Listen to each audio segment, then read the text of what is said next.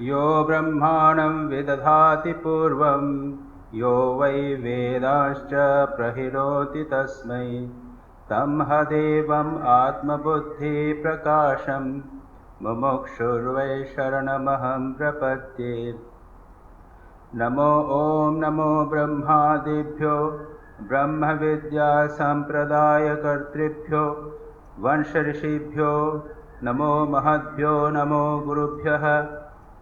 ॐ नारायणं पद्मभवं वसिष्ठं शक्तिं च तत्पुत्रपराशरं च व्यासं शुकं गौडपदं महान्तं गोविन्दयोगीन्द्रमसास्य शिष्यं श्रीशङ्कराचार्यमथास्य पद्म पादं च हस्तामलकं च शिष्यं तं तोटकं वार्तिककारमन्यान् अस्मद्गुरुं सन्ततमानतोऽस्मि।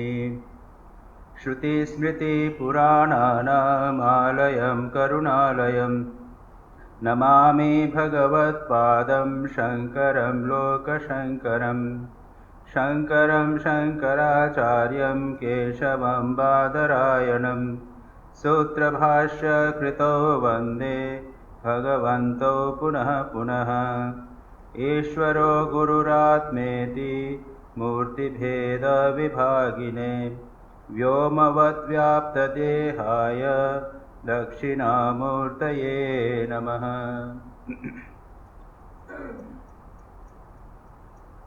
श्वेताश्वतर उपनिषद में हम तृतीय अध्याय का पाठ कर रहे हैं।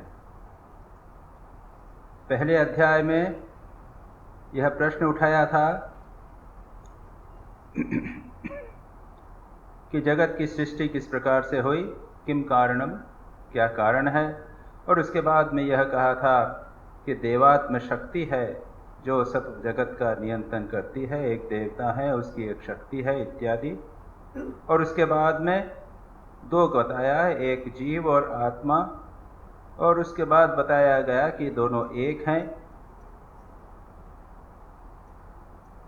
एक ही ब्रह्म भोक्ता, भोग्य और प्रेरिता के रूप में विभक्त हुआ है।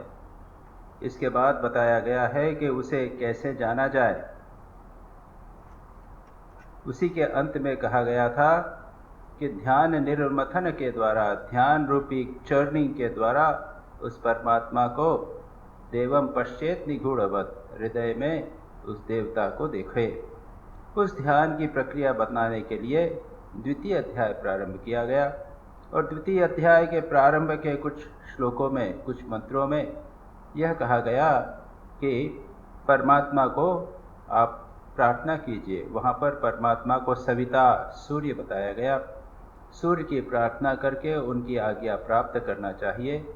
और उसके बाद कुछ श्लोकों में बताया गया है कैसे सीधे बैठा जाए, किस स्थान पर बैठा जाए और ध्यान किस प्रकार किया जाए, प्राणायाम किस प्रकार किया जाए, वह बात बताई गई। और उसके परिणाम स्वरूप, ध्यान के परिणाम स्वरूप क्या फल प्राप्त होता है। शरीर हल्का हो जाता है, निरोग हो जाता है, विषयासक्ति त्याग हो जाती है इत्यादि होते हैं। और उसके बाद में जो व्यक्ति तेजोमय परमात्मा को देह के अंदर जान लेता है, वह अद्वितीय परब्रह्म का साक्षात्कार करके समस्त पाशों से मुक्त हो जाता है। वह वीत शोक रहित हो जाता है। इतना कहने के बाद में तृतीय अध्याय का प्रारंभ किया गया। और तृतीय अध्याय में सबसे पहले कहा है कि वह अद्वितीय परमात्मा जो है, वह शासक और शासनीय भाव कैसे, एक ही अद्वितीय परमात्मा कंट्रोलर कैसे हो सकता है। वो तो एक परमात्मा है जो अद्वितीय है, सिंगल है, सर्वत्र व्याप्त है। तो if there is only one, how there can be a controller and controlled? ये दोनों कैसे हो सकते हैं, इसको बताने के लिए कहते हैं यह एको जालवान ईशते ईशनीभिः सर्वान् लोकान् ईशते ईशनीभिः य एव एक उद्भवे संभवे च यह एतद् विदुः अमृतास्ते भवन्ति। जो यह जानते हैं वे अमर हो जाते हैं। क्या जानते हैं? कि एक है वह जिस प्रकार से जादूगर, जालनी, मायावी जादूगर क्या कहता है? ईशनी भी ईशते, ईशनीय शक्तियों, ईश्वरीय शक्तियों के द्वारा शासन करता है। जो अकेला ही सर्वान लोकान ईशते, समस्त ऐश्वर्यों को भोग करता है, वह जगत की सृष्टि करता है, जगत के उद्भव पालन करता है। उद्भवे संभवे दोनों शब्दों का अर्थ एक ही होता है, उद्भव और संभव। लेकिन यहाँ पर व्याख्या करते हुए कहा है कि वह लोकों का उत्पत्ति करता है, जगत के प्रादुर्भाव के समय अपनी शक्तियों से संपूर्ण लोकों का शासन करता है।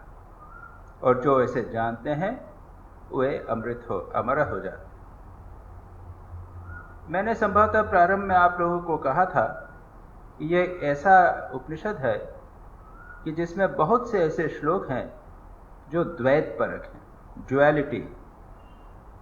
अद्वैत वेदांत, द्वैत वेदांत, विशिष्टाद्वैत वेदांत, ये तीन वेदांत की विशेष शाखाएं हैं। वैसे बहुत सारी शाखाएं हैं, शुद्धाद्वैत है, द्वैताद्वैत है, ऐसे बहुत सारी शाखाएं वेदांत की हो गई।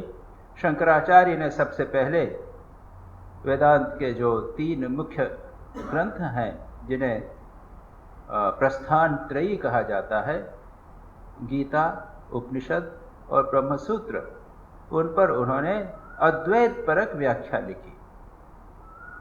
उन्होंने कहा कि इनका सारा अद्वैत परक व्याख्या है। और हम जानते हैं कि इन सभी ग्रंथों के अंदर ऐसे अनेक श्लोक हैं जो बताते हैं कि केवल एक ही ब्रह्म या एक ही चैतन्य सत्ता सर्वत्र विद्यमान है। सर्वतः पाणिपादं तत् सर्वतोक्षि शिरोमुखम सर्वतः श्रुतिमन लोके सर्वमाविद्यतिष्ठति सर्वेन्द्रिय गुणाभासम सर्वेन्द्रिय विवर्जितम इत्यादि भगवान गीता में कहते हैं।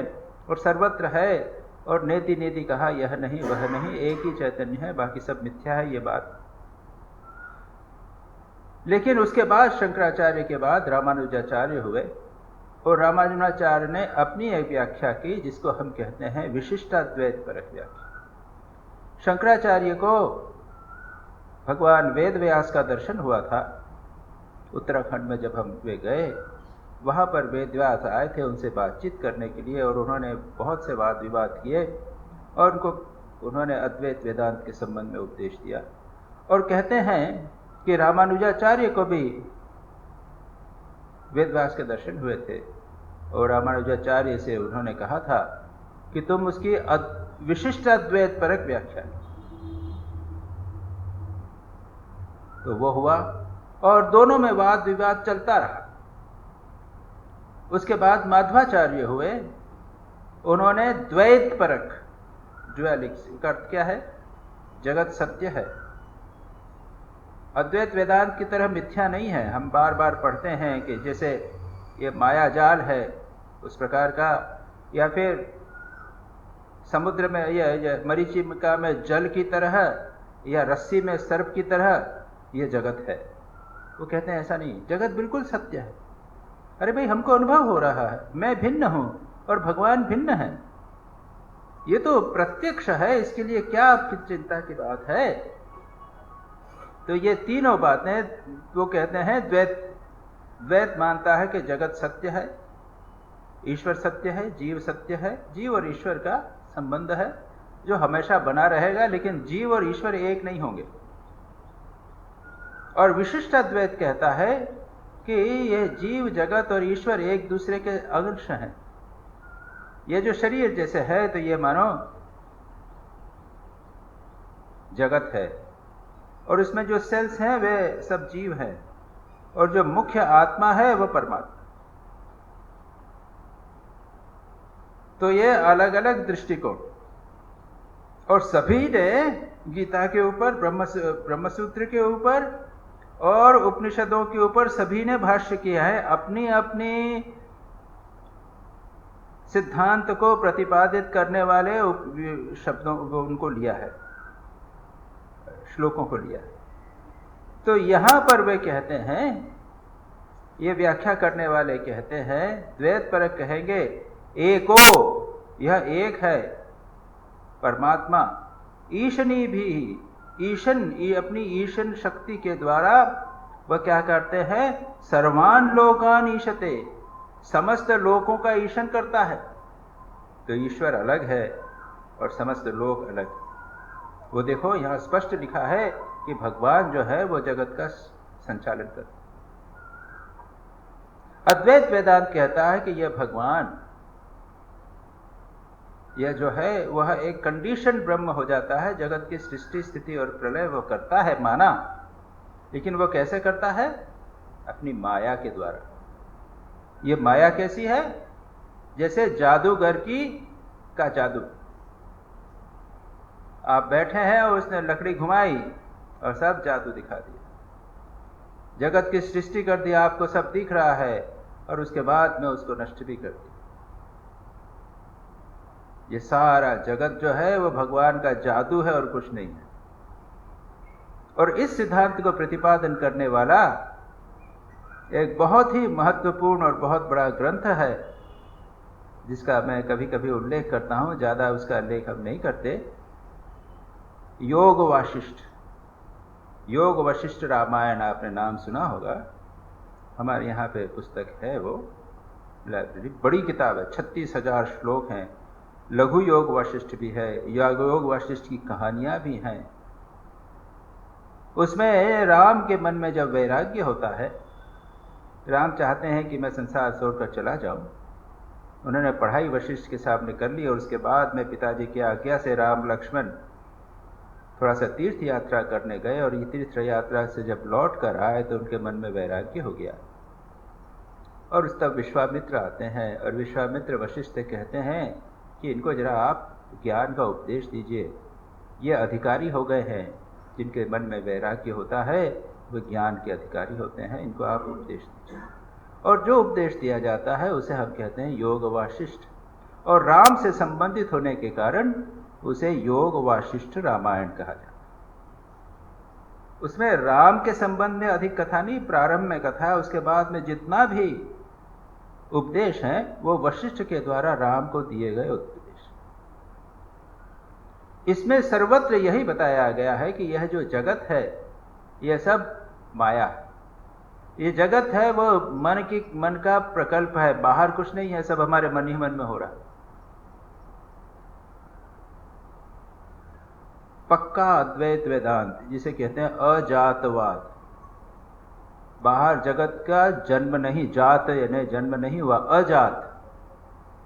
जो सिद्धांत यह मानता है कि बाहर जगत है ही नहीं, उसका कभी जन्म ही नहीं हुआ, आप कहेंगे कि तो बड़ी विचित्र बात है। जो भी हो, आप चाहें तो द्वैतवाद स्वीकार कीजिए। मैं जो यहां पर मुख्य बात कह रहा था कि हमने यहां पर जब देखते हैं ज्ञात्वा देवम मुच्यते सर्वपाशई, एको रुद्र, अभी अब मंत्र आएगा, एक रुद्र है। ये रुद्र कहा, कभी सविता कहा, कभी देव कहा। तो इसको जो द्वैत परक व्याख्याकार है वो कहते हैं देखो यहाँ तो स्पष्ट एक देव की बात कही है, रुद्र की बात कही है, सविता की बात कही है। ये तो देवता हैं और ये भिन्न देवता हैं, इनमें ईशन की शक्ति रहती है और जगत भिन्न है और जगत को वे परिचालित करते हैं। तो इस भूमिका के बाद हम आगे देखें। हमने देख लिया था पिछली बार इस पहले मंत्र को, पहले अध्याय के तृतीय अध्याय के पहले मंत्र का पाठ किया था। उसमें कहा था कि एक ही मायावी अपनी ईश्वरीय शक्तियों के साथ जो जगत को संचालन करता है और जो उसे जान लेते हैं वे अमृता भवंती, वे अमर हो जाते हैं। यहां पर वो नहीं कहा कि जो मुक्त हो जाते हैं उसको जानने मात्र से मुक्त हो जाते हैं। इसकी भी द्वैत परक व्याख्या अलग प्रकार की होगी, अद्वैत परक व्याख्या अलग होगी। किसी को देखने से, कोई मुक्त व्यक्ति है उसको देखने से मैं मुक्त कैसे हो जाऊंगा? और हमने कहा था ये तभी हो सकता है जब मैं, वह मुक्त व्यक्ति और मैं दोनों एक हो। यहां पर कहते हैं अमर हो जाते हैं। तो कैसे अमर हो जाते हैं? अगर परमात्मा को जान लें, एतद् विदु, यह वे लोग जान लें कि भगवान ही सब करता है, भगवान की अगर आप शरण में चले जाएं तो अमर हो जाएंगे, भगवान की कृपा से अमर हो जाएंगे। ये एक प्रकार की व्याख्या होती है। तो जो हो, यहां पर हम शंकराचार्य की व्याख्या दे रहे हैं जो अद्वैत परक व्याख्या है। अब अगला श्लोक देखते हैं। कस्मात् पुनः जालवान इत्याशंकः, किंतु यह मायावी कैसा है? जालवान, जालवान यानी जादूगर, ये कैसा है? एको ही रुद्रो न द्वितीयाय तस्तुः य इमान लोकान ईशते ईशनीभिः प्रत्यञ्जनास्तिष्ठति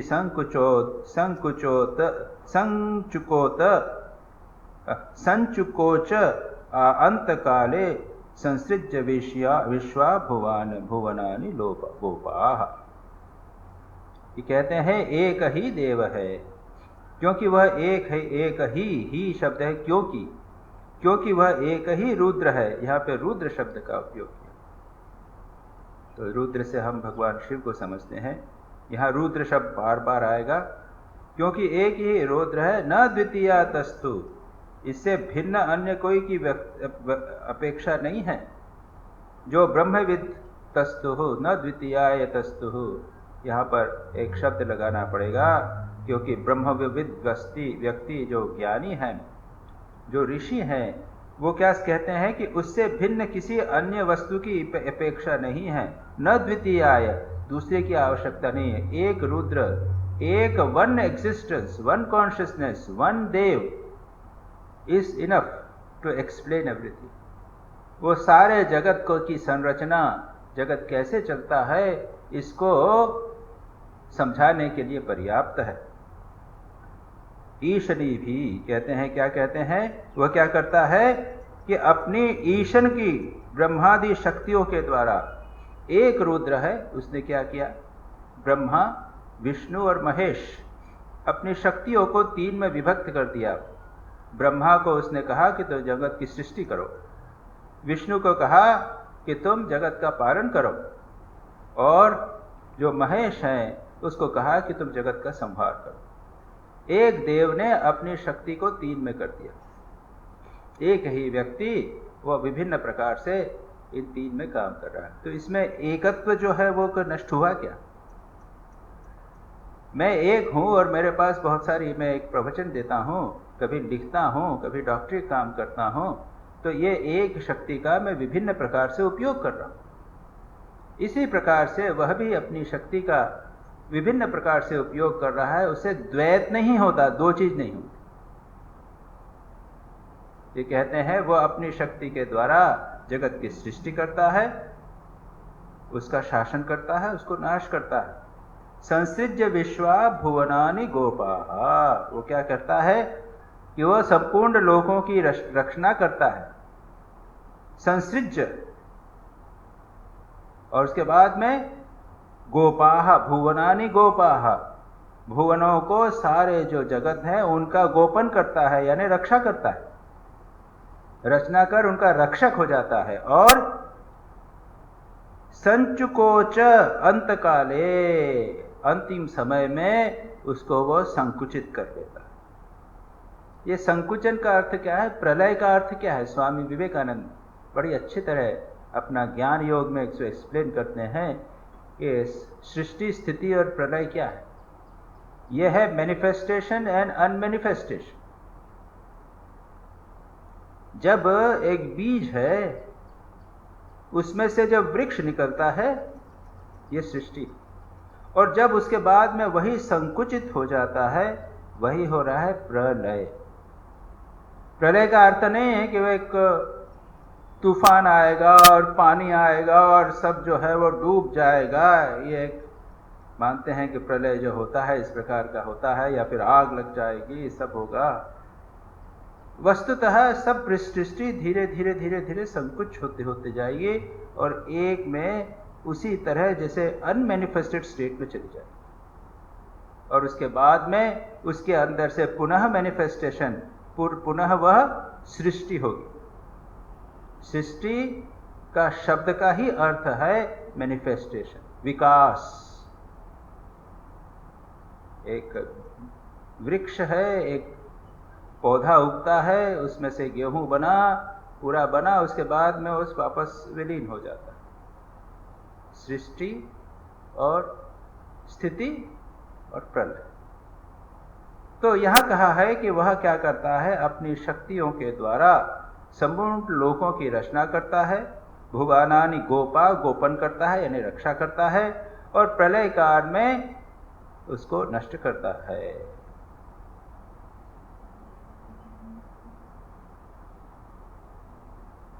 अब इसका व्याख्या करते हुए शंकराचार्य कहते हैं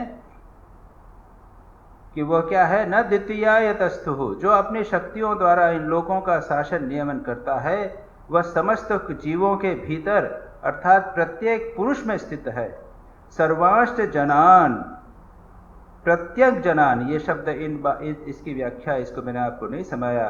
प्रत्येक जनांश तिष्ठति, जनान लोगों के बहुवचन है, सर्वान लोकान, सभी लोगों के प्रत्यंतरम, उनके भीतर, प्रत्येक पुरुष के अंदर वह रहता है। और कठोपनिषद में कहा है, रूपम रूपम प्रतिरूपो बभूव, अग्निर्यथोइको भुवनम प्रविष्टो, रूपम रूपम प्रतिरूपो बभूव, एकस्तथा सर्वभूतांतरात्मा, रूपम रूपम प्रतिरूपो बहिश्च। अग्निर्यथा सर्वभूतांतरात्मा, ये इलेक्ट्रिसिटी है, उसने क्या किया है, समस्त एक ट्यूब में, घर के ट्यूब का रूप ले लिया है, इस पंखे में घुस के उसने पंखे का रूप ले लिया। रूपम रूपम प्रतिरूपो भवे, अलग अलग रूप ले लिया है एक ही इलेक्ट्रिसिटी ने। एकस तथा सर्वभूतांतरात्मा, समस्त प्राणियों, भूत यानी प्राणियों के अंतरात्मा, समस्त भूतों के अंतर में अंतरात्मा, एकम भूत अंतरात्मा एकम तथा सर्वभूतांतरात्मा, रूपम रूपम प्रतिरूपो बहिश्च, उसने जितने प्राणी हैं उनके रूप ले लिए हैं।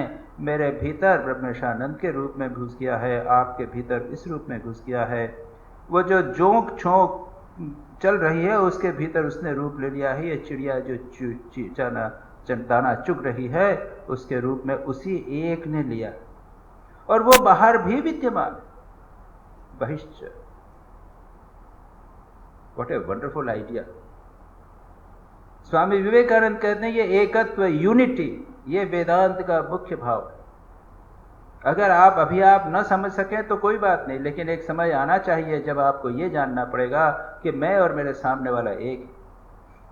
स्वामी विवेकानंद कहते हैं कि आप अगर बहुत बुद्धिमान हो तो ज्यादा अकड़ो मत। बड़ी सुंदर बात क्या कि जो आपके शरीर के अंदर एटम्स वगैरह हैं वो एक समय में उस मेढक के अंदर थे, वो आपके अंदर आ गए। उसके अंदर भी वही आत्मा है जो आपके भीतर है। और ऐसा इस यूनिटी को अनुभव करके उसके अनुसार आचरण करना, दैट इज मोर इंपॉर्टेंट। वैसा व्यवहार करना, जिसको हम खाना खिला रहे हैं, जिसको हम पैसा दे रहे हैं, जिसकी झोपड़ी जल गई है, वह आदमी और मैं एक।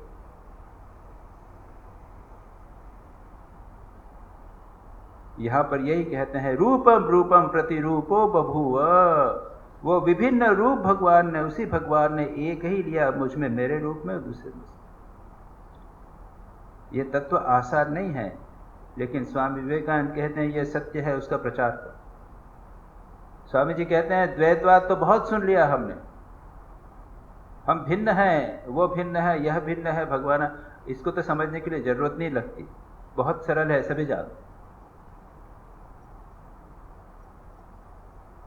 ईश्वर भिन्न है, मैं भिन्न हूं, और सामने वाला व्यक्ति और मैं भिन्न हूं, ये तो सभी जानते हैं, कोई दिक्कत नहीं होगी इसको समझने में। लेकिन मैं एक पर मैं हूं और मेरे साथ जितने समस्त प्राणी हैं वह मेरी ही आत्मा है, सर्वभूतांतरात्मा है, इसको समझना। और इसके लिए चित्त शुद्धि की आवश्यकता है, साधना की आवश्यकता। यहां पर यही कहा, एक रुद्र है, वो द्वैत को स्वीकार नहीं करता। जो परमार्थ व्यक्ति हैं, परमार्थदर्शी ब्रह्मविद व्यक्ति हैं, वे कहते हैं कि वह दूसरे व्यक्ति को, वस्तु को वहाँ पर आर्ग्यूमेंट में ठीक नहीं बैठेगा। यह क्या है कि इस सारे जगत का नियमन करता है, उसको बनाकर इत्यादि, और ये सर्व समस्त प्राणियों के भीतर है। उसके बाद में अंतकाले संकुचुकोच, अंतकाल में, प्रलय काल में क्या किया है, उसको जगत को संकुचित करता है, खींच लेता है, डिसॉल्व कर लेता है, प्रलय कर देता है। संसृज्य विश्वाभुवनानि गोप्ता, समस्त विश्व की को उत्पन्न करके, समस्त जगत को का शासन करके अंत में समाप्त करता है। मतलब क्या है, कंक्लूड करते हुए कहते हैं अद्वितीय परमात्मा, परमात्मा एक ही है। न अचो कुंभकारवद आत्मनः केवलम मृत्पिंड स्थानीय उपादान कारणम उपावत्ते किम तर्हि स्वशक्ति विक्षेपम कुर्वन् सृष्टा नियंता वा अधीयते। इसका मतलब ये कहते हैं कि भगवान कैसा है, द्वैतवादी कैसे है कि भगवान ने जगत की सृष्टि कैसे की। तो जिस किसी वस्तु की सृष्टि होती है तो उसके लिए दो चीजों की आवश्यकता है। दो कारण है, ये कार्य है लकड़ी, इसे एक टेबल बना है, ये एक ऑब्जेक्ट कारण कार्य बना है। इसके कारण क्या है, हाउ इट हैज हैपेंड, एक लकड़ी से बना, तो लकड़ी, और किसने बनवाया, सेक्रेटरी ने बनवाया। किसके थ्रू बनवाया, कारपेंटर के थ्रू, बढ़ई के थ्रू बनाया। तो बढ़ई और सेक्रेटरी जो हैं वे तो निमित्त कारण हुए, और लकड़ी हुई उपादान कारण, मटीरियल कॉज, जिस मटीरियल से बना, और इफिशिएंट कॉज जिसमें एक्टिविटी है। जगत की, संसार की सभी वस्तुओं की सृष्टि के लिए दो चीजों की आवश्यकता है, एक तो मैटर, मटीरियल, और दूसरा someone who is a conscious creator.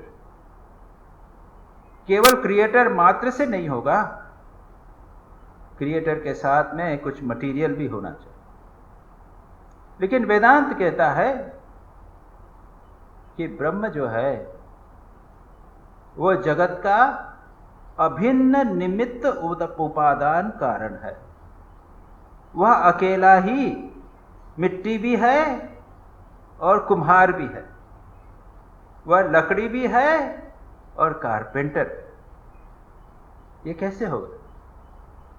ठीक है, ये होता है, उनका ये कहना है। और यहां पर उसको दूसरे प्रकार से बताते हैं। वे कहते हैं कि जैसे अपनी स्वशक्ति के विक्षेप से उसने क्या करता है, वह एक मायावी बताया ना, उसने जगत को प्रोजेक्ट कर दिया अपने भीतर से। जो मायावी है, जो जादूगर है, उसे क्या करता है, वो कहता है देखिए आपको मैं एक नगर बताता हूं, देखिए सामने उसने एक नगर बना दिया, और आइए आप उस नगर में चलिए। वह आपको अभी वह घोड़ा ले आएगा, आपको घोड़े पे बिठा दिया उसने, और चलिए इस नगर में। आप घूम रहे हैं, सब मजा है, खा पी रहे हैं, और फिर आइए आप घोड़े में घूम आए, अब आप बैठ जाइए टेबल कुर्सी के ऊपर। जगत कहाँ गया? वो जादू गायब। ये जादू उसने किससे बनाया? जो नगर बनाया वो ईंट पत्थर कहां से लाया? वो घोड़ा कहां से लाया? अपने ही भीतर से उसने जगत की सृष्टि की। तो सृष्टिकर्ता और सृष्टि का उपादान वो दोनों एक ही। तो ये है अद्वैत वेदांत कहता है कि जगत की सृष्टि स्थिति इत्यादि जो है वो अपनी शक्ति के द्वारा वह करता है, अपने ही भीतर से। और उसके दृष्टांत देते हैं, यथा ऊर्णनाभि सृजते गृह्णते च। ऊर्णनाभि मकड़ी, मकड़ी क्या करती है? जाला बनाती है। कहां से बनाती है जाला? वो मैटर कहां से आया? वो अपना लार, अपने ही लार में से अपना ही जो सलाइवा है उसको निकालती है और जाला बनाती है। और उसके बाद क्या करती है? कहते हैं कि वो उस जाले को अपने में संकोच कर लेती है, खत्म कर लेती है। अपने में से जगत का बनाया और अब जाला बनाया और अपने में ही उसने ले लिया। दूसरी उपादान कारण की जरूरत नहीं है, केवल निमित्त कारण से कार्य। तो ये वेदांत के अनुसार दो कारणों की यहां पर ये कहते हैं कि वह अंतकाल में अपने में ही खींच लेता है। अब ये प्रश्न है कि साहब ये अब सब बात करने से लाभ क्या? कई बार ये प्रश्न लोग करते हैं कि इसकी प्रैक्टिकल यूटिलिटी क्या, व्यावहारिक चीज की क्या आवश्यकता है, प्रैक्टिकल क्या है इसमें, कुछ काम की बात तो करिए। अरे ये बताइए कि इससे हमारी दुकान कैसे चलेगी ठीक, इसका हमारी दुकान से कुछ संबंध है कि नहीं है। स्वामी विवेकानंद मजाक करते हुए कहते थे कि बच्चा कहता है, बच्चे को अगर आप कुछ चीज पढ़ाने जाओ तो कहता है कि उससे मेरे को ट्रॉफी ज्यादा मिलेगी क्या, उसका प्रैक्टिकल बात यही है। स्वामी विवेकानंद कहते हैं कि वेदांत इस तरह से प्रैक्टिकल नहीं है, वेदांत इस तरह से बिल्कुल प्रैक्टिकल नहीं है। वो आपका दृष्टिकोण परिवर्तित कर देगा, आप जगत को दूसरे प्रकार से देखने लग जाओगे। स्वामी विवेकानंद बड़ा सुंदर कहते हैं, वेदांत पढ़ने से हम चाहते हैं कि हम संसार में जैसे हैं उससे संसार ठीक चले, हम उस आदर्श को लाना चाहते हैं नीचे। स्वामी जी कहते हैं ऐसी बात नहीं, आदर्श के ऊपर। इसीलिए अर्जुन को सबसे पहले भगवान ने क्या कहा, आत्मा का ही उपदेश दिया, भले वो ग्रास्प कर सके या न कर सके। उन्होंने अर्जुन के प्रश्न का जवाब ही नहीं दिया कि वर्ण संकर होगा, ये होगा, वो होगा, उन्होंने कोई जवाब नहीं। एंड येट उन्होंने कहा कि अच्छी तरह युद्ध करो। ये प्रैक्टिकल वेदांत। स्वामी जी कहते हैं टीच अनटू मैनकाइंड, प्रत्येक व्यक्ति को उसके आत्मा का, उसके डिविनिटी का, देवत्व का उपदेश दो, देखोगे क्या होगा।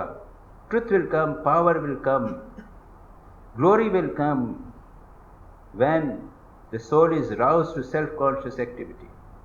वो अपने स्वरूप को एक बार जान जाएगा तो कितना बड़ा परिणाम होगा आपके जीवन में। जब भेड़ जान जाता है, वो शेर जान जाता है कि मैं भेड़ नहीं हूं, मैं शेर हूं, तब फर्क पड़ जाता है। और दूसरी बात, जो हम लोग गीता की प्रति डेली आजकल जो समर क्लासेस हो रही है, डेली क्लास प्रतिदिन जो क्लास हो रही है उसमें कर रहे हैं, भगवान ने गीता में एक बहुत इंपॉर्टेंट श्लोक कहा है 15 अध्याय में, निर्माण मोहाजित संग दोषा अध्यात्म नित्या विनिवृत्त कामा द्वंद्वे विमुक्ता सुख दुख संघे गच्छन्त्य मूढ़ा पदम अव्ययम्। निर्माण मोह, मान और मोहन से रहित, जिन्होंने संग दोष को जीत लिया है, अटैचमेंट को जीत लिया है, स्त्री पुत्र धन इत्यादि के अटैचमेंट को जीत लिया है। अध्यात्म नित्या, जो सदा सर्वदा परमात्म चिंतन, अध्यात्म चिंतन में लगे रहते हैं। और जो जिन्होंने समस्त कामनाओं का त्याग दिया है, द्वंद्वों से अलग हो गए हैं और मूर्ख नहीं हैं, ज्ञानी हैं, वो उस परम पद को प्राप्त करते हैं। खैर, जो उस इंपॉर्टेंट पॉइंट दे रहा हूं, अध्यात्म नित्या। और जब हम यह विचार कर रहे हैं, परमात्म चिंतन कर रहे हैं, तब हम अध्यात्म नित्य हो रहे हैं, यानी हम अध्यात्म का चिंतन कर रहे हैं। नहीं तो हम क्या करेंगे, तो संसार का चिंतन करेंगे, पेपर उठाकर पढ़े रहेंगे घंटे भर तक। और उसमें क्या है, आजकल तो प्रत्येक पेपर ऐसा हो गया है कि केवल क्राइम के सिवा, अपराध के सिवा और कोई बातें नहीं चलती। ऐसे पेपर को श्री रामकृष्ण छू तक नहीं सकते। इसलिए किसी न किसी प्रकार से हमको अपने मन को परमात्मा चिंतन में लगाए रखना चाहिए। और यहाँ पर इसीलिए हमने विस्तार से यह बताने का प्रयत्न किया कि ये उपनिषदकार क्या कहते हैं। अब दूसरे श्लोक पर जाते हैं, इसके पहले पुनः श्लोक को रिवाइज कर ले। वो कहते हैं एक ही रुद्र है, द्वितीय कोई नहीं है, वही अपनी शक्ति के द्वारा जगत का सृष्टि करता है, उसका पालन करता है, अंत में नष्ट कर देता है, और वह समस्त प्राणियों के भीतर भी रहता है। प्रत्यक जनांस तिष्ठति, ब्यूटीफुल। प्रत्यक यानी भीतर, जनान लोगों के, तिष्ठति, ब्यूटीफुल है। अब इसके बाद विश्वतश्चक्षुरुत विश्वतो मुखः विश्वतः बाहुरुत विश्वतस्पात् संबाहुभ्याम धमति संपतत्रयी यावा भूमि जनयन देव एकः। उसी बात को दूसरे शब्दों में कहते, एकः देवः, एक ही है। दूसरे श्लोक में एको ही रुद्रः, बार बार एक शब्द। पहले वाले श्लोक में जिनके पास उपनिषद है वो देखेंगे यह एको, बार बार एक शब्द का उपयोग कर रहे हैं। एष ही देवः, एष एव जातः, एक वचन ही कर रहे हैं। 3 श्लोक में बार बार एक शब्द का, एक है। वह एक देव क्या करता है और वो कैसा है? विश्वतः चक्षु, सर्वत्र उसके चक्षु हैं। मेरी आंखें उसी की आंखें, आपकी आंखें उसी की आंखें, पक्षी की आंखें उसी की आंखें हैं। असंख्य आंखों के माध्यम से वो जगत को देख रहा है। विश्वतो मुखः, समस्त मुंह उसके मुख। What a beautiful poetry. ये श्लोक भी हैं, पोएट्री है। अधिकांश जो उपनिषद है वह पोएट्री में, छंदों में। विश्वतः बाहु, जितनी बाहु हैं, हैंड्स हैं, वो ही है। विश्वतः स्पात, जो चरण हैं, संसार के जितने प्राणी चल रहे हैं वो उसी के हैं। वो सेंटीपीड के 1000-100 पैर भी उसी के हैं। हमारे 2 पैर भी उसी के हैं। एक लंगड़े का 1 पैर भी उसी का। वह सबोर नेत्र वाला है, सबोर मुख वाला है, सबोर भुजाओं वाला है, सबोर पैरों वाला। एकमात्र देव क्या करता है? द्वावा भूमि, आकाश और भूमि जनयन, उसकी उत्पत्ति करता है, उसकी सृष्टि करता हुआ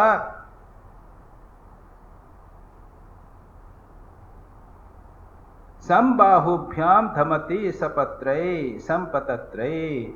वह क्या करता है? मनुष्य और पक्षियों को 2 भुजाएं, मनुष्यों को 2 भुजाएं और पक्षियों को पंख देता है। इसके ऊपर व्याख्या और भी हुई है, अभी हम देखने का प्रयत्न करेंगे। सर्व प्राणी गतानि चक्षुंषि अस्य इति, समस्त प्राणियों के आंख उसी के हैं। अतः स्वेच्छया एव सर्वत्र चक्षु रूपादो सामर्थ्यम विद्यते इति सर्वतः चक्षु।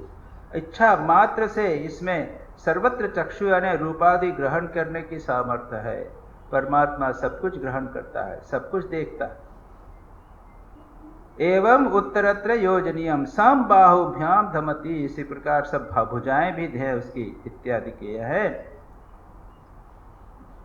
इसके बाद कहते हैं इस मंत्र के 2-3 व्याख्या की गई। जो दूसरा समबाहुभ्याम धमति, बाहुभ्याम यानी 2 भुजाएं,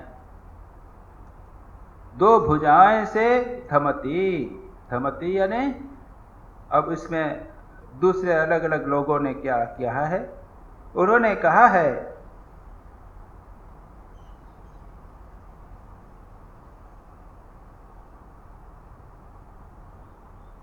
कि वह धर्म अधर्म, बाहुभ्याम यानी परमात्मा के धर्म और अधर्म, ये 2 बाहु हैं।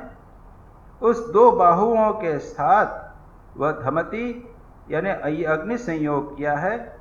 लेकिन कहते हैं कि वो क्या करता है?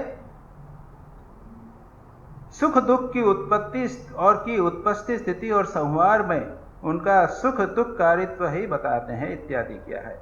इसके विस्तार में हम जाने का प्रयत्न नहीं करेंगे। कई अलग अलग प्रकार की टीका की है। मनुष्यों को भुजाएं देता है और चलने वालों को पैर देता है, या फिर पक्षियों को वह पंख देता है। लेकिन मुख्य बात है वह सर्वत्र उसके नेत्र हैं, सर्वत्र उसकी आंखें हैं, सर्वत्र मुंह है, सर्वत्र बाहु है और समस्त स्थानों पर उसके पांव।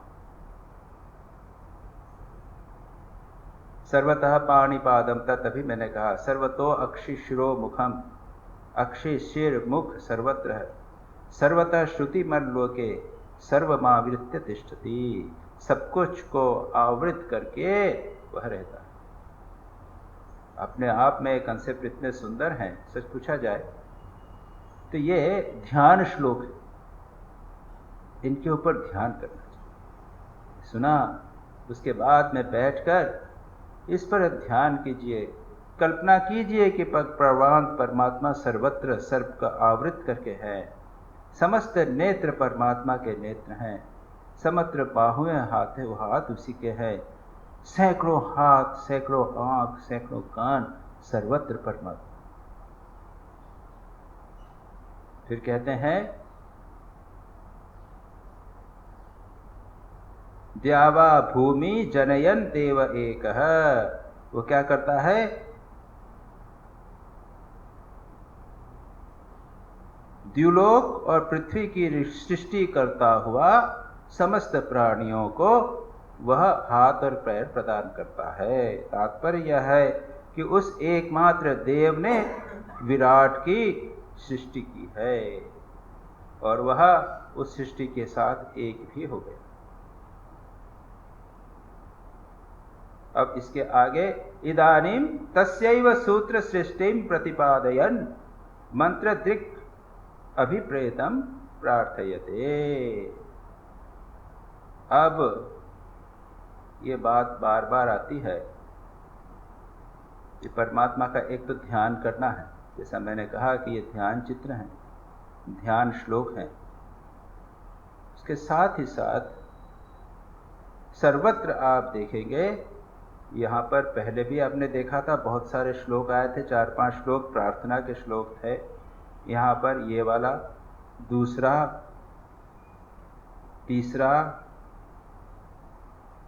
3 श्लोक ऐसे आएंगे। मंत्र, उपनिषद के श्लोकों को मंत्र कहते हैं, जिसमें परमात्मा से, रुद्र से प्रार्थना की। यो देवानां प्रभवश् उद्भवश्च विश्वाधिपो रुद्रो महर्षि हिरण्यगर्भं जनयामास पूर्वं सा नो बुद्ध्या शुभया संयुनक्ति। एक एक से बढ़ बढ़ कर श्लोक, एक एक से बढ़ बढ़ कर आइडियाज। यो देवानां प्रभवः, वह जो देवताओं का प्रभवः, उत्पत्ति का स्थान है। प्रभवः उद्भवः, प्रभव यानी उत्पत्ति और उद्भव यानी उनकी प्रगति, उन्नति। उसने देवताओं को जन्म दिया और देवताओं को जो ऐश्वर्य प्राप्त हुआ है, उन्नति हुई है, प्रगति हुई है, उनको ऐश्वर्य हुआ है, सुख में है, वह भी देवताओं को उसी के परमात्मा के द्वारा ही हुआ। वो क्या है? विश्वाधिपः, विश्व का अधिपति, सारे विश्व का अधिपति, कंट्रोलर, जगतपति, राष्ट्रपति नहीं, जगतपति, सारे जगत का, विश्व का अधिपति, अधिप रुद्र है। रुद्र शब्द का पहले ही उपयोग आ गया है, सबसे पहले ये को ही रुद्र है, रुद्र नाम है। फिर कहते हैं महर्षि, महाऋषि,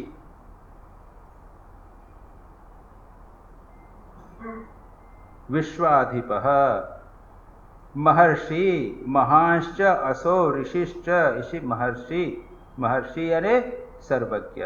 शंकराचार्य व्याख्या करते हुए कहते हैं जो सब कुछ जानता है, सब कुछ, छोटी से छोटी चीज लेकर बड़ी से बड़ी हमारे मन की बात, जगत के उत्पत्ति, स्थिति, प्रलय, सब कुछ जितना भी हम समझ सकते हैं सब कुछ जानता है।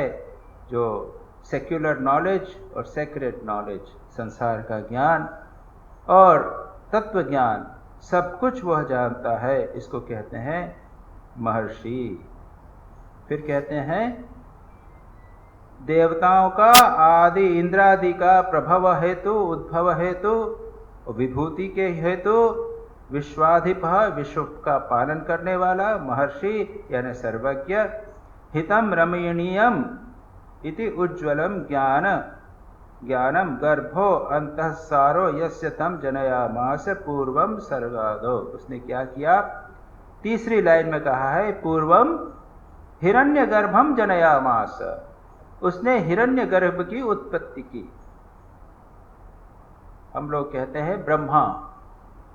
वेदांत के अनुसार जब भगवान सृष्टि करता है तो एक ब्रह्म है जो निर्गुण निराकार एक है, लेकिन सृष्टि के समय क्या होता है? वह ईश्वर बन जाता है। सृष्टि स्थिति प्रलय की उसने शक्ति को प्राप्त कर देता है, और उसमें सबसे पहले किसको जन्म देता है? हिरण्यगर्भ को। पौराणिक दृष्टि से कहते हैं भगवान विष्णु सोए हुए हैं शेष शैया पर, क्षीर सागर पर, सागर, और उनकी नाभि से कमल निकलता है और कमल के ऊपर ब्रह्मा जी का जन्म होता है। ये ब्रह्मा हिरण्यगर्भ जो आदि पुरुष, वो आगे सारे जगत की सृष्टि करते हैं। तो सबसे पहले उसने क्या किया? उसने हिरण्यगर्भ जनयामास पूर्वम सबसे पहले जनयामास, उन्होंने जन्म दिया हिरण्यगर्भ को। और शंकराचार्य बताते हैं हिरण्यगर्भ शब्द का अर्थ क्या है? हितम, ही से हुआ हितम, रमणीयम, अच्छा दिखने वाला। हितम, र से रमणीयम, उज्ज्वल, यानी उज्ज्वल ज्ञान। गर्भम, जिसके अंतर्गत है, जिसका सार है हित ज्ञान, अच्छा श्रेष्ठ उज्ज्वल ज्ञान जिसके सार में है, गर्भ में है, उसको उसने उत्पन्न किया। यानी ज्ञान स्वरूप एक सत्ता को उसने जन्म दिया। हिरण्यगर्भ कोई सामने, कोई बाहर की जैसी वस्तु नहीं है। कोई आदमी है हिरण्यगर्भ नाम का, हमारी कल्पना यही आती है, लेकिन अर्थ क्या हुआ कि उसने उज्ज्वल ज्ञान जिसमें है, ऐसी एक सत्ता, कॉन्शियस सत्ता को उसने जन्म दिया। पूर्वम, ये सृष्टि के सबसे पहले। और कहते हैं कि यह हिरण्यगर्भ ये सत्ता है, ये तप करते हैं। ब्रह्मा जी ने तप किया और तप करके जगत की सृष्टि की। तो ये तप होता है, इसको भी कहते हैं ज्ञानमय तप। यह ज्ञान से, बिना उसके नहीं होता। केवल शक्ति भी होना चाहिए और नॉलेज भी होना चाहिए। ज्ञान शक्ति और इच्छा शक्ति, क्रिया शक्ति। क्रिया भी होना चाहिए, हमें जानना चाहिए, दोनों चीजें होना चाहिए। अब 3 लाइनों की व्याख्या हो गई। चौथी line, very beautiful elevating concept, बड़ा सुंदर कंसेप्ट है। स नो बुद्धिया शुभया संयुनक्तु। जो परमात्मा देवताओं की उत्पत्ति का कारण है, जो उनके उद्भव का, उनके ऐश्वर्य का कारण है, जो सर्वज्ञ है, विश्व का अधिष्ठाता है, विश्व का कंट्रोलर है, जिसने सबसे पहले हिरण्यगर्भ को जन्म दिया, वह परमात्मा नह हम लोगों को शुभया बुद्धिया, हमारे को शुभ बुद्धि प्रदान करें। अस्मान, हमको बुद्धिया शुद्धिया, शुभ बुद्धि के द्वारा प्राप्नुया संयुनक्तु परम प्रदम, मतलब शुभ बुद्धि के द्वारा हमको संयुक्त दे, हमें शुभ बुद्धि प्रदान करें। शंकराचार्य कहते हैं अर्थात परम पद हमको प्रदान करें। आप गायत्री मंत्र जानते हैं ना, आप लोग कुछ करते भी होंगे नियमित रूप से गायत्री मंत्र। उसमें क्या कहा गया? भूर्भुवस्वः तत्सवितुर्वरेण्यम भर्गो देवस्य धीमहि। उस भर्गः ज्योतिर्मय देव की हम धीमहि, हम का ध्यान करते हैं। भर्गो देवस्य धीमहि धियो यो नः प्रचोदयात्। धियः यहाँ पे क्या है? यहाँ बुद्धि नहीं है, बुद्धि कहा बुद्धिया। धी यानी बुद्धि, धियः हमारी बुद्धि को, धियो नः, नः यानी हमारी बुद्धि, नः यहाँ भी शब्द है, हमारी बुद्धि को क्या करे? धियो यो नः प्रचोदयात्, हमें प्रेरित करे। काय के लिए? धियो यो नः प्रचोदयात्, सन्मार्ग में प्रेरित करे। प्रकृष्ट रूपेण चोदयात्, हमको श्रेष्ठ मार्ग के ऊपर उसको प्रेरित करे। यहां पर कहा वही बात है, शुभया बुद्धिया, हमारी बुद्धि निर्मल होवे। एक बहुत इंपॉर्टेंट प्रार्थना। जब संकल्प लिए जाते हैं, अलग अलग बहुत सुंदर सुंदर वेरी ब्यूटीफुल कंसेप्ट्स आते हैं। जब कोई संकल्प लेता है, जैसे ब्रह्मचर्य के संकल्प हैं, संन्यास के संकल्प, तो उसमें ये कहता है यद जाग्रतो दूरमुदैति देवम तदु सुप्तस्य तथैवैति गमः ज्योतिषामपि तज्ज्योतिः ज्योतिषामपि ज्योति मय मनः शिव संकल्पमस्तु। मन को कहते हैं, मेरा मन क्या है? मन का लक्षण क्या है? यह जागृतः दूरमुदैति। तो जागृत अवस्था में मन कहाँ जाता है? अमेरिका चला है। दूरम, जब मर्जी में जम्मई बंबई कलकत्ता फटाफट जा सकता है। दूरंगमम तथैव सुप्तो, सोए हुए हैं तब भी स्वप्न में वो दूर भागता है। बड़ा मजेदार है ये मन। ज्योतिषाम अपि तज्ज्योति, ज्योति क्या है? प्रकाशक। ये लाइट प्रकाश करती है, उससे हम देख रहे हैं जानकर। उपनिषद में विचार आता है कि ये लाइट, जगत का प्रकाश कौन है? तो जवाब मिला सूर्य। सूर्य नहीं होगा तो क्या? चंद्रमा। चंद्रमा नहीं होगा तो तारे। तारे नहीं होगा तो क्या? अग्नि या टॉर्च या इलेक्ट्रिसिटी। इलेक्ट्रिसिटी फेल हो जाएगी तब क्या करते हो? रात को इलेक्ट्रिसिटी फेल हो गई, कुछ नहीं दिखता है, तो क्या होता है? ए इधर आओ, एक कानों के द्वारा, दिस इज अवर ज्योति। और कान भी नहीं हो, साउंड नहीं होगा तो क्या होगा? हम मन से जानते। ज्योतिषाम अपि तज्ज्योति, अगर मन न होवे तो सूर्य जीरो। सूर्य क्या कर सकता है? कुछ कर सकता है? कुछ नहीं। इसलिए कहा मन जो है ज्योतियों की भी ज्योति। ज्योतिषाम अपि तज्ज्योति, मैं मनः, मेरा मन। हे मन, अब तू संकल्प लेने जा रहा है, ब्रह्मचर्य का संकल्प लेने जा रहा है, कुछ व्रत लेने जा रहा है। शिव संकल्पमस्तु, शिव संकल्प, संकल्पवान हो जाए, प्रबल संकल्प होवे कि वो विचलित नहीं होगा। ये मन के लिए प्रार्थना। यहां पर बुद्धि की प्रार्थना। अलग अलग संकल्प के लिए एक दूसरा कंसेप्ट है। तो क्या है? पूर्वानिष्ठितानाम दुरितानाम चिंतनम सर्वतो भावे वर्जनीय।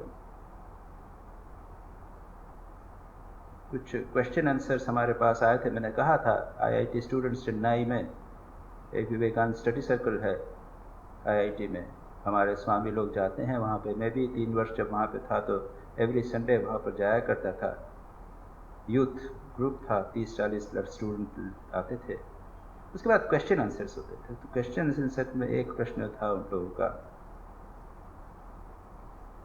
कि हम is there beautiful question. There is a student here sitting, और आप लोग जो लोग कंप्यूटर जानते हैं, वहाँ पे कंप्यूटर में अनडू और रीडू ऑप्शन होते हैं, है ना।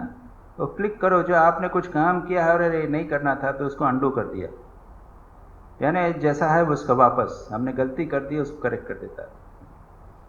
तो कहते हैं कि हमारी लाइफ में अनडू ऑप्शन है कि नहीं।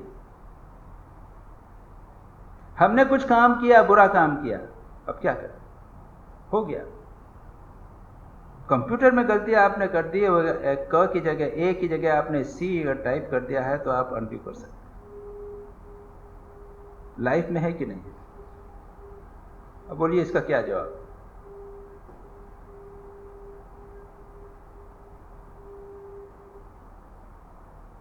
There is an undo option.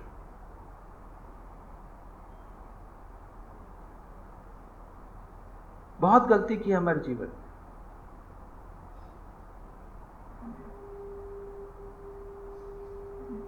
वो कहते हैं पूर्वानुष्ठितानाम दुरितानाम चिंतनम वर्जनीय। आप संकल्प लीजिए, कन्फेस कीजिए कि ये मैंने गलती की, अब उसके बाद नहीं करेंगे। दैट संकल्प, उससे हो जाएगा। उसके साथ एक और काम करना है, पूर्वानुष्ठितानाम चिंतनम नहीं करना है। जो आपने गलती की, बुरे काम किए, आपने रस लेकर किए थे, मजा आया था, शराब पी थी, बुरा काम किया था, अब उसको भूल जाइए, याद मत कीजिए। हो जाएगा, कर लेंगे। Will you be able to do it? बड़ा कठिन। वो विचार बार बार बार बार आएंगे, बार बार आएंगे, अरे हम तुम्हारे दोस्त हैं।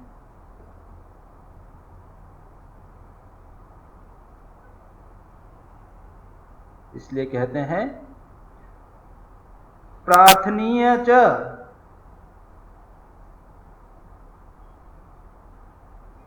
भगवान से प्रार्थना कीजिए। पूर्वानिष्ठानाम दुरितानाम चिंतनम सर्वतोभाय वर्जनीयम प्रार्थनीयम च भगवता सहायते। प्रभु मुझे सहायता करो कि मैं पुराने चिंतन को पूरी तरह भूल जाऊं, जो बुरा काम हो उसको रिपीट न करूं। एक बार अगर इस प्रकार आप करते हैं तो पूरा अंडू हो जाता है। और ऐसे संत हो गए हैं, बड़ा से बड़ा पापी, एक बार में उन्होंने कहा कि नहीं अब पूरा चेंज करना है। दैट वेरी मोमेंट, उसी क्षण अंडू हुआ। मैं हबीब अज़मी की कहानी सुनाया करता हूं। वो बहुत बड़ा सूदखोर था, अरब देश में बहुत बड़ा सूदखोर था। ऐसा सूदखोर कि एक दिन उसका खाना बना रहे थे, उसकी बीवी ने देखा कि खाने की जो बर्तन है उसमें खून उबल रहा है। उसने कहा देख, इतना चंडाल है तो, इतना क्रूर है सूदखोर, देखो ये तुम्हारा खाना जो है वो खून हो गया। उसने कहा, उसको लगा मैं तौबा करने जाता हूँ, आई गोट फॉर कन्फेस, अंडू करने जा रहा हूँ। वो जाने लगा तो लोग रास्ते से, बच्चे खेल रहे थे, भागे। तो कह रहे हबीब आ रहा है जल्लाद, भागो, इसकी कहीं धूल हमारे सिर के ऊपर नहीं लग जाए, इसके पैर की धूल लग जाएगी तो हम भी पापी हो जाएंगे। ऐसा पापी। वहां गया हसन बसरी के पास में, उस गुरु के पास, उसने कन्फेशन कर दिया कि ये हुआ, आगे से नहीं करूंगा, ठीक है। जब लौट कर आने लगा तो बच्चे फिर भाग रहे थे कि अरे अरे ये तौबा करके आया है, अंडू करके आया है, भागो, कहीं ऐसा नहीं हो कि हमारे पैर की धूल इसके ऊपर लग जाए और हमको पाप लगे। प्रार्थना करते हैं, प्रार्थना के प्रार्थनीया भगवता सहायता। पुराना फिर कर नहीं करेंगे प्रार्थना। यहां पर भी कहा है, क्या प्रार्थना कहते हैं? सनेवनो देवो शुद्धया बुद्धया शुभया संयुक्तनस्तु। हमें शुद्ध बुद्धि प्रदान करे। बिना शुद्ध बुद्धि के कोई भी शुभ कार्य नहीं होता। इसलिए प्रार्थना अगर करनी है तो भगवान से शुद्ध बुद्धि की प्रार्थना करो। तन्नो हंसः प्रचोदयात्, जो है धियो यो नः प्रचोदयात्, हे प्रभु हमारे बुद्धि को सन्मार्ग में लगाओ। बहुत अच्छे 2-3 मंत्र आज हमने देखे, यही समाप्त करते हैं। जननीं शारदां देवीं रामकृष्णं जगद्गुरुं पादपद्मे तयो श्रित्वा प्रणमामि।